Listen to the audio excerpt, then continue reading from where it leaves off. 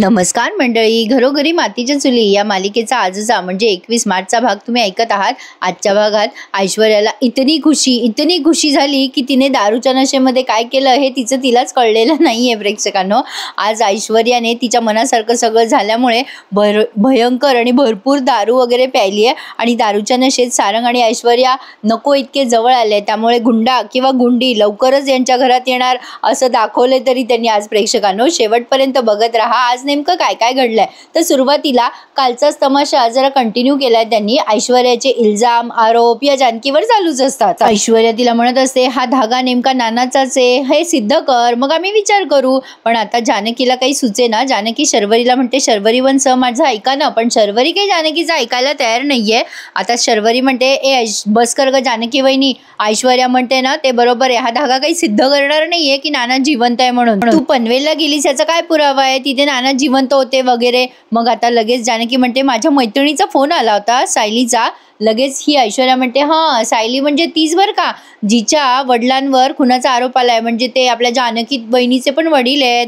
मग आता ही सांगते सगळं जानकी। तिच्या गाडीच्या डिक्कीमध्ये नानांनी मदत करा असं लिहिलं होतं, आम्हाला खात्री होती म्हणून आम्ही पनवेलमध्ये गेलो। जानकीला पुढे न बोलू देता सारंग म्हणतो अहो काही बोलूच नका, काय कशाला बोलताय सगळेजण, काय मूर्खपणा लावलाय। उद्या मी माझ्या गाडीच्या डिक्कीत लिहितो की मी रणदिवे आणि मी जिवंत आहे, म्हणजे याचा अर्थ असा होतो का की नाना माझ्या कारच्या डिक्कीत होते।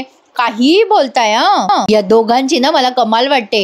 त्यावर शरीव म्हणते कोण हे दोघं वकील का? सारंग म्हणतो हो ना, या वकिलाचा कस काय विश्वास बसतो या गोष्टीवर कोणाच ठाऊक, मला तर यांच्या विश्वास ठेवण्यावरच मूर्खपणा वाटतोय। आता याचा विश्वास शब्द 4-5 वेळा ऐकून ऋषिकेश म्हणतो अरे सारंग तू तर विश्वास हा शब्द उच्चारू पण नकोस रे। कसला विश्वास आणि कसलं काय, तुझ्यावर होता ना विश्वास आम्हाला, पण सगळ्यात जास्ती मोठा धोका तू दिलायस। आधीचा सारंग आताचा सारंग किती फरक पडलाय माहितीये का तुला? सारंग म्हणतो हो पडला ना दादा पडला, पण तू जरा स्वतःकडे पाहिलं का? अरे दादा स्वतःचं तोंड पाहिल्यावर तुला तुझीच लाज वाटेल आणि तो आरसा पण फुटेल रे। असं बोलल्यावर ऋषिकेशला फार वाईट वाटतंय। आता ऐश्वर्या पुन्हा म्हणते आरसा तर फुटेलच पण यांचे चेहरे सुद्धा खरे लवकरच समोर येणार आहेत। ऐश्वर्या जानकीला धमकवते तुझ्या नवऱ्याचा किती प्रयत्न कर पण तुझं सत्य आणि तुझ्या नवऱ्याचं सत्य समोर येणारच आहे। त्यावर जानकी म्हणते सत्य तर समोर येणारच आहे ग ऐश्वर्या।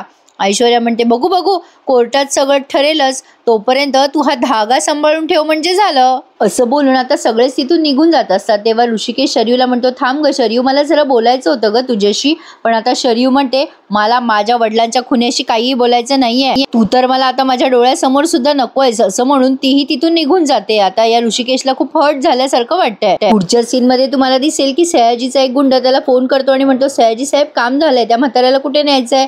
तिकडनं सयाजीचा आवाज ऐकू येतो आपल्याला फक्त। सयाजीराव म्हणतो मुळशीत घेऊन या त्याला चुपचाप। त्यावर हा माणूस म्हणतो ठीक आहे काम नक्की होईल तुमचं, असं म्हणून फोन ठेवून देतो। त्या पुढच्या सीन मध्ये शरीव नानांचा फोटो बघते आणि खूप भावूक झालेली असते। ऐश्वर्या याच गोष्टीचा फायदा घेऊन तिला प्रचंड भडकवत जाते।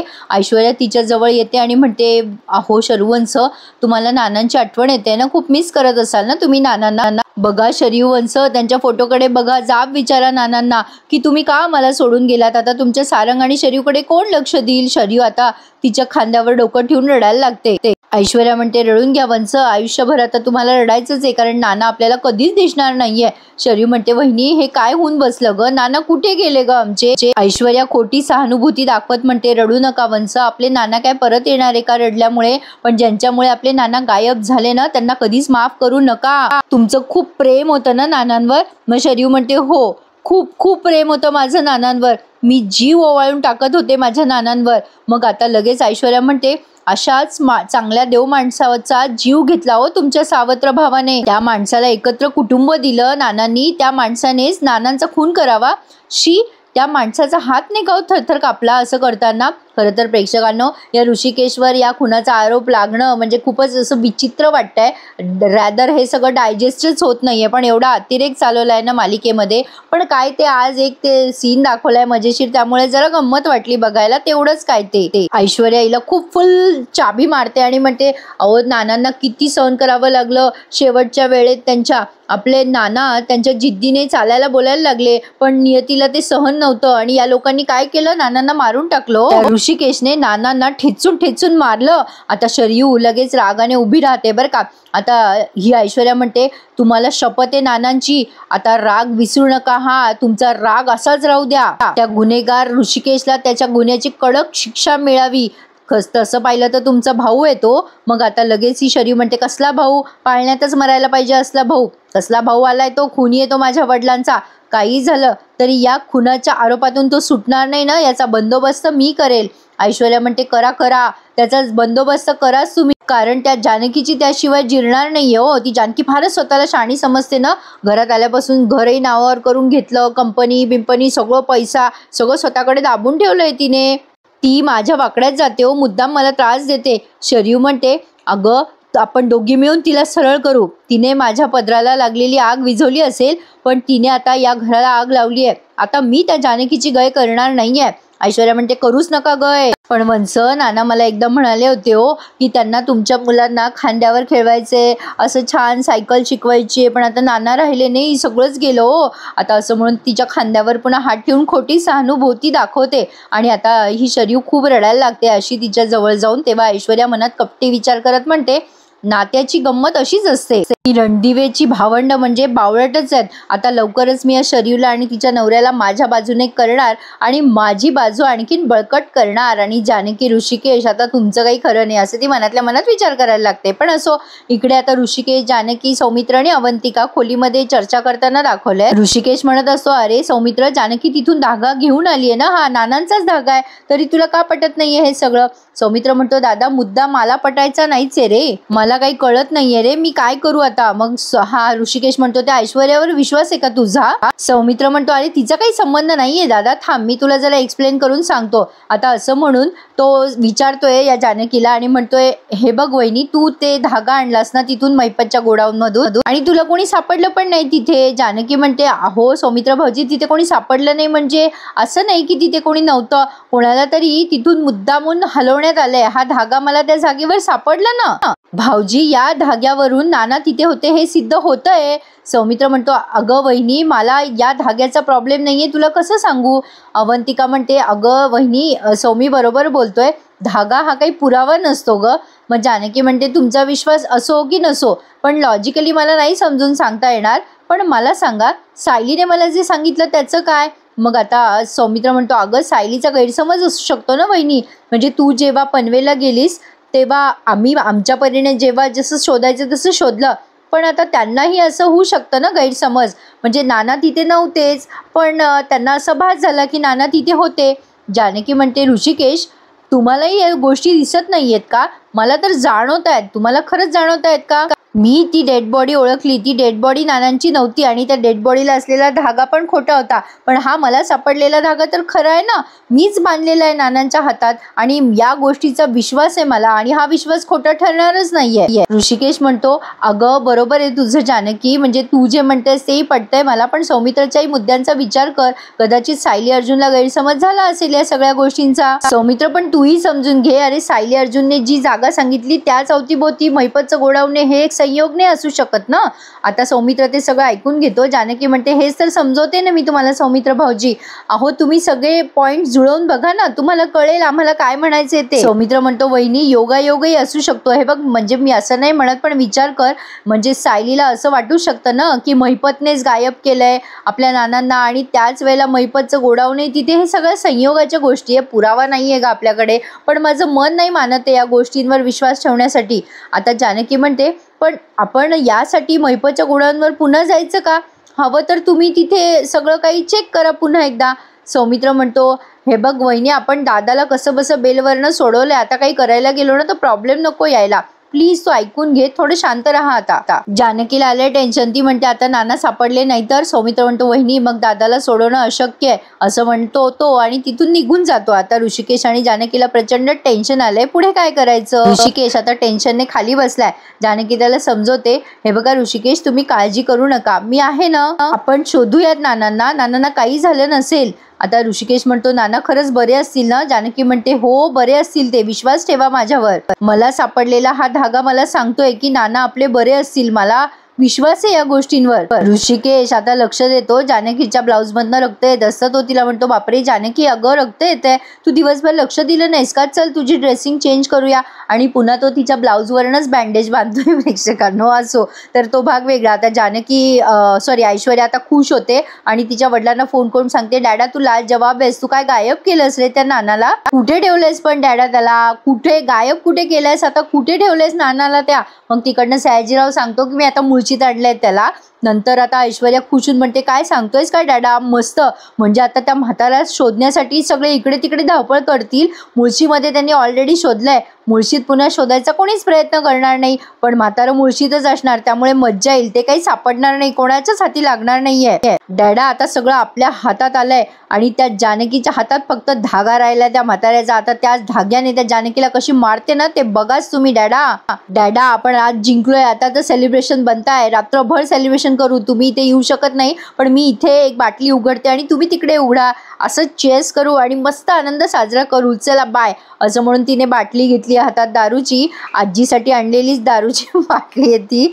अरे देवा, काय दाखवतात प्रेक्षकांनो. आता ऐश्वर्या विचार करते, किती दिवसानंतर मी घसा ओला केला नाहीये, आता या जानकी नावाच्या आनंदात मी फुल टाईट होणार आहे, छकुली आज तू आणि मी. असं म्हणून ती आता दारूची बॉटल उघडी करते आणि फुल दारू पिऊन नशेमध्ये टाईट झालेली असते. गच्चीवरती आरडाओरडा करत असते, जानकीच्या नावाने मी जिंकले, जानकी हारली. ऐश्वर्या आता काहीच तिला म्हणजे कुठल्याच गोष्टीचा धरबंद राहिलेला नाहीये. आता ती मनाशीच बडबडत असते, मी जिंकले, जानकी हारली. तेवढ्यात आता सारंग येतो तिथे आणि म्हणतो, अरे अरे ऐश्वर्या, अहो काय झालं तुम्हाला, हे काय घेतलंय तुम्ही, अहो वास येतोय ना. ऐश्वर्या मोठ्या मोठ्याने आरडाओरडा करत म्हणते, अहो मी दारू पितीये ना, आणि गाणं म्हणते त्याच्यावरती किती वेळ. आता सारंग म्हणतो, अहो हळू बोला ऐश्वर्या, खालचे सगळे वर येतील ना. आता ऐश्वर्या म्हणते, येऊ देत ना सगळ्यांना, माझ्याकडे भरपूर आहे, आपण सगळेजण लिटिल लिटिल पिऊयात आणि टाईट. आता इथे जरा कॉमेडी सीन दाखवलाय बरं का. सारंग ऐश्वर्याला म्हणतो, हे कुठे सापडलं तुम्हाला. ऐश्वर्या म्हणते, मला कपाटात सापडलं, मी कपाटाजवळ गेले आणि कपाटाला म्हणले, कपाट कपाट दार उघड, कपाट कपाट दार उघड, आणि मला ही छकुली सापडली आणि आता आम्ही दोघी एन्जॉय करतोय. सारंग म्हणतो, अरे देवा, माझंच चुकलं, मागच्या वेळची राहिलेली मी ठेवली आणि आता तुम्हाला सापडली, मागच्या वेळेला आजीला सापडली, तिने प्यायली आणि आता ऐश्वर्या त्याला ऑफर करते, चला चला प्यायला पाहिजे तुम्ही पण. सारंग म्हणतो, मला नकोय. आता ऐश्वर्या म्हणते, अरे आज तो सेलिब्रेशन बनताय, आज पार्टी पार्टी, म्हणून ओरडाआरडा करायला लागते. आता सारंग म्हणतो, ऐश्वर्या हळू बोला, कसलं सेलिब्रेशन. मग जानकीच्या नावाने पुन्हा चालू होते आणि म्हणते, अरे सारंग, त्या जानकीची विकेट काढली ना मी, तिची खरी जागा दाखवली तिला, आता खरी मजा येणार आहे. तिचा नवरा कसा अडकतो बघा केसमध्ये, आता तिच्या नवऱ्याला असं तुडवते. ऐश्वर्या ऍक्टिंग मात्र जबरदस्त करते हा. सारंग म्हणतो, ऐश्वर्या शांत व्हा, आपण आता खाली जाऊ चला.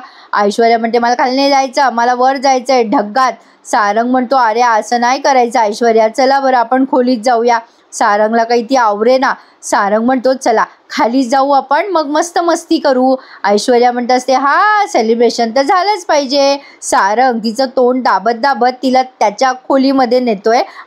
खरं तर प्रेक्षकांनो, इथे मला अपेक्षा होती की ती नशेमध्ये सगळं काही सांगेल की तिनेच हे सगळं मॅनेज केलंय वगैरे, पण तसं काही न होता वेगळंच तमाशा त्यांनी रंगवलाय. कदाचित ऐश्वर्याला कायमची अडकवायची आहे यांना रणदिवेच्या घरामध्ये, म्हणून हे सगळं झालं असावं. सारंग तिला कसा बसा सावरत असतो खाली गेल्यावरही, पण ती मोठ्या मोठ्याने आरडाओरडा करतच असते, कारण तिकडनं आलेल्या असतात रणदिवेबाई. पण रणदिवेबाईंचं तरी डोकं कुठे ठिकाण्यावर आहे, त्या आपल्या नाना नाना करताय आणि ही ऐश्वर्या जानकी जानकी करते. अरे देवा, प्रेक्षकांनो घरात चांगलाच तमाशा आहे यांच्या. असो, सारंगने कसं बसं तिला खोलीमध्ये सोडवलंय आणि बाहेरून कडी लावली आहे. आणि आता इकडनं रणदिवेबाई ओरडत असतात, सारंग ए सारंग, अरे ए सारंग. सारंग पटकन खाली येतो, कारण ती बाटली तिथे पडलेली असते ऐश्वर्याच्या हाताने. ती बाटली तो आधी लपवतो आणि मग रणदिवेबाईंना अटेंड करतो, सुमित्राबाईंना. सुमित्राबाई म्हणतात, सारंग अरे नाना कुठे गेले तुझे, केव्हाच मला त्यांनी चहा मागितला, पण अगं बाई कुठे दिसतच नाहीये. सारंगच्या हातनं काहीतरी पडतं, म्हणजे तेच त्याच्या हातात जे येते. आता त्यातनं सुमित्रा म्हणतो, अगं बाई हे कसं काय पडलं. सारंग म्हणतो, काही नाही पडलं, उंदराने पडलं असेल. मग लगेच सुमित्रा म्हणते, मी नानांना सांगते औषध घेऊन या आणि आपण उंदीर मारून टाकू, सगळे खूपच उंदीर झाले बाई घरात. आता असं बोलून त्या निघून जातात. सारंग पुन्हा एकदा खोलीमध्ये येतो आणि आता मात्र ह्यांचा सीन जबरदस्त रंगतो बरं का. ऐश्वर्या मोठ्याने आरडाओरडा करून ओरडून ओरडून म्हणत असते, आज मला खूप आनंद होतोय. सारंग म्हणतो, अरे ऐश्वर्या हळू, आईला डाऊट आला असता ना. ऐश्वर्या म्हणते, येऊ दे ना डाऊट. आणि मोठ्याने गाणं म्हणायला लागते, शिटी वाजली गाडी सुटली, असं काहीतरी गाणं म्हणते आणि नाचायला लागते. सारंग म्हणतो, ऐश्वर्या ऐश्वर्या थांबा. सारंग आणि ऐश्वर्या ऍक्टिंग जबरदस्त करतात प्रेक्षकांनो. या दोघांमुळे जान आहे या मालिकेमध्ये. तर असो, आता सारंग तिला शांतपणे बसवतो, पण ती कंटिन्युअसली हसतच असते. आता ऐश्वर्या सारंगची कॉलर धरते आणि म्हणते, फुंदऱ्या तुला मी आवडते का रे? सारंग म्हणतो, हो ऐश्वर्या, मला तुम्ही फार आवडता. आता ऐश्वर्या म्हणते, किती आवडते मी तुला, सांग सांग किती आवडते. आता सारंग म्हणतो, ऐश्वर्या मी तुमच्यावर खूप खूप प्रेम करतो. मग ऐश्वर्या म्हणते, एवढं केवढं, इतकुसं, एवढं मोठं केवढं प्रेम करतो ते सांग.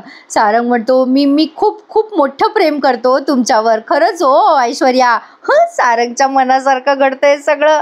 आता ऐश्वर्या म्हणते, अगो बाई, माझ्यावर एवढं प्रेम करतो तू, किती क्यूट आहे रे तू, माझं गुजू गुजू गुजू आहे तू. आणि त्याच्या गालाला चिमटे घेते आणि म्हणते, किती सॉफ्ट आहे रे तू, तू असा टेडी बिअर आहे रे. आणि तुझे गाल ना असे कॅन्डी सारखे आहेत, गुदू गुदू गुदू. मी तुझे गाल खाऊ करे, खाऊ तुझे गाल, असं म्हणून त्याचे गालगुच्चे घेते, पण दुसऱ्याच बाजूला निघून जाते. सारंगला प्रचंड गुदगुल्या होत आहेत. आता सारंग पुन्हा तिच्या मागे मागे जातो आणि म्हणतो, ऐश्वर्या ऐश्वर्या पुन्हा करा ना गालाला असं असं करा ना, मला फार मजा येते हो. ऐश्वर्या म्हणते, करू, पुन्हा करू. सारंग ऐश्वर्याला वाटेल ते बोलतोय, त्याला असं वाटतंय तिच्या परिस्थितीचा फायदा घ्यावा. खरंच मला असंच दिसलं प्रेक्षकांनो.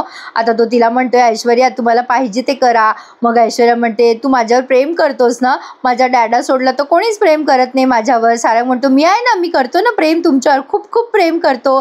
मग आता ऐश्वर्या त्याला सारू असं म्हणते लाडाने. आता सारंगला आणखीनच गुदगुल्या होत आहेत आणि तो म्हणतोय, पुन्हा पुन्हा म्हणा ना, सारू सारू. ऐश्वर्या ऐश्वर्या मला आता कसं तरी होतंय हो, म्हणजे बघा ना, तुमचा मी आहे, माझी तुम्ही आहे. ऐश्वर्या ऐश्वर्या मी खूप काबाड कष्ट करेन, शेतात राब राब राबीन, तुम्ही असं दुपारच्या वेळेला मला न्याहारी घेऊन येताल, मस्त असं जेवण करू आपण दोघं एकत्र. हा बिचारा त्याच्या भविष्याची स्वप्न रंगवायला लागलाय. ऐश्वर्या त्याला म्हणते, हो तुम्ही माझे धनी, मी कोण तुमची, मी ठेचा घेऊन येईल. हा कांदा आहे, असा कांदा ठेचणार मी आणि काय करणार मी. धनी कुठं गेलं माझं धनी, ओ धनी. आता हा सारंग म्हणतो, ऐश्वर्या हळू बोला ना ऐश्वर्या, अहो मी इथंच आहे तुमच्या जवळ.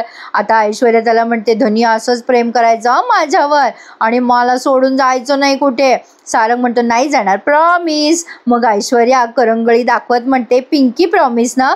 ऐश्वर्या आता असं म्हणल्यानंतर सारंग म्हणतो, हो पिंकी प्रॉमिस. मग ऐश्वर्या तिची करंगळी त्याच्या करंगळीत घालते आणि म्हणते, करा ना पिंकी प्रॉमिस. आणि मग हा सारंग धाडकन खाली पडतो आणि तिथे लाईट विझतात. आणि मग ऐश्वर्या म्हणते, माझा टेडी बेअर कुठे गेला. सारंग म्हणतो, मी तुमच्या शेजारी आहे, तुमच्या जवळ. आणि मला असं वाटतं प्रेक्षकांनो, लवकरच यांच्या घरात गुंडागुंडी येणार. काहीसं तरी मला दृश्य असंच दिसलंय. काय दाखवतात मालिकेमध्ये, दर्जा घालवलाय बाबा, आता काय बोलू दुसरं. तर असो, लहान मुलांनी अशा मालिका बघू नये हेच खरं. तर असो, आता ऋषिकेशने त्या जानकीच्या ब्लाऊजवरच बँडेज करून दिलंय आणि तिला सांगतोय की काळजी घेत जा स्वतःची, असं दुर्लक्ष नको करत जाऊ तब्येतीकडे. तू पनवेलला गेलीस जानकी, माझा जीव वर खाली होत होता, तुला काही झालं तर. जानकी म्हणते, मला काही होणार नाही ऋषिकेश, तुमचं प्रेम आहे ना माझ्यासोबत आणि आपण दोघंही कधीच हारणार नाहीये. तुमच्या विश्वासाच्या बळावरच तुमची जानकी आता लढणार आहे ऋषिकेश. बापरे, जानकी मोठे मोठे डायलॉग मारते हा. तर असो, जानकी पुढे त्याला म्हणते की नाही हरणार मी आणि तुम्हालाही हरू देणार नाहीये ऋषिकेश. आता ऋषिकेश म्हणतो, तुझं बरोबर आहे जानकी, म्हणजे बघ ना, आपण काय केलं होतं, सायली अर्जुनने दिलेली जबाबदारी नीट पार पाडली, आपण मधुभाऊंना नीट सांभाळलं, त्यामुळे काय घडलं. तर आता ही जानकी पुढे म्हणते, हो ना, सयाजीरावांना मधुभाऊ मिळालेच नाही. मग आता हा पुढे सांगतो ऋषिकेश, मग त्याचा प्लॅन असेल ना नानांना उडवण्याचा, म्हणजे मधुभाऊंच्या बदल्यात नाना. जानकी, आता माझा असा अंदाज आहे की नक्कीच या दोघांमध्ये वाद झाले असणार आहे. मैपत सारखा माणूस कोणालाही सख्ख मानत नाही ग कामाशिवाय, आणि नक्कीच मधुभाऊ सुटल्यामुळे सयाजी आणि मैपतमध्ये भांडणं झाले असतील आणि माझा असा अंदाज आहे की तो नक्कीच आता नाराज असेल सयाजीवर. जानकी म्हणते, म्हणजे काय म्हणायचंय तुम्हाला. ऋषिकेश म्हणतो, अगं म्हणजे या दोघांमध्ये भांडणं झाले असतील तर मैपत आता नानांना त्याच्या जागेवर नाही ना लपवणार, तो आता सयाजीकडे दिल ना जबाबदारी, म्हणजे सयाजीराव कुठेतरी इथेच लपवतील असं मला वाटतंय. मग आता जानकी म्हणते, हां तुमचं बरोबर आहे, सयाजी काकांना सगळं नीट हँडल व्यवस्थित करता यावं अशी दुसरी जागा म्हणजे आपली मुळशी, आपलंच गाव. आता ऋषिकेश म्हणतो, राईट, नानांना मुळशीतच लपवलेले असणार आहे सयाजीने. जानकी म्हणते, पण आपली शक्यता आपण खात्रीत करायला हवी ना. ऋषिकेश म्हणतो, आपण ना आता नानांना शोधू, नाना काही मुळशीच्या बाहेर जाणार नाही, मला असं वाटतं सयाजीराव मुळशीतच लपवेल. मग जानकी म्हणते, हो ऋषिकेश, आता आपल्याला सगळ्यांचा विश्वास जिंकायचा आहे आणि आता हा खुनाचा आरोप दूर करायचा आहे आपल्याला आपल्यावरचा. आणि आता आपल्याला सध्या माहिती नाही आहे नाना कुठे, पण आपण प्रयत्न करत राहू, नानांना शोधण्याचा पूर्ण प्रयत्न करू, हार मानायची नाही आहे ऋषिकेश. मग ऋषिकेश आणि जानकी दोघं सोबतच बोलतात, हार मानणं सोपं आहे पण लढत राहणं अवघड आहे. आणि आता दोघं एकमेकांना वचन देतात की आपण लढत राहायचं शेवटपर्यंत, नानांना सापडेपर्यंत, आणि एकमेकांच्या हातात हात देतात. आणि हा भाग संपवला त्यांनी. पुढच्या भागात आपण बघणार आहेत ऐश्वर्याच्या सांगण्यावरनं शरयूने सुमित्राबाईंना ती खोटी डेड बॉडी दाखवली, त्यामुळे सुमित्राबाईंचं डोकं भणकतं. आता घरी आल्या आल्या त्या ऋषिकेशला मारायला लागतात. त्या ऋषिकेश त्यांच्या जवळ जातो प्रेमाने, तर त्या ऋषिकेशला मारत म्हणतात, स्वतःच्या बापाचा खून केलास, तुला काही वाटतं का? आता पुढे काय होईल प्रेक्षकांनो, नाना कधी सापडतील या गोष्टीचा आता म्हणजे काय सांगू, कंटाळाही आलाय आणि लवकर रिव्हील करा म्हणावं. बघूयात पुढे काय काय घडतंय. भेटूयात उद्या याच वेळ. प्रेक्षकांनो, घरोघरी मातीच्या चुली या मालिकेच्या अशाच इंटरेस्टिंग रिव्ह्यूसाठी आपल्या चॅनल सबस्क्राईब करायला विसरू नका. भेटूयात उद्या, तोपर्यंत टेक केअर, धन्यवाद.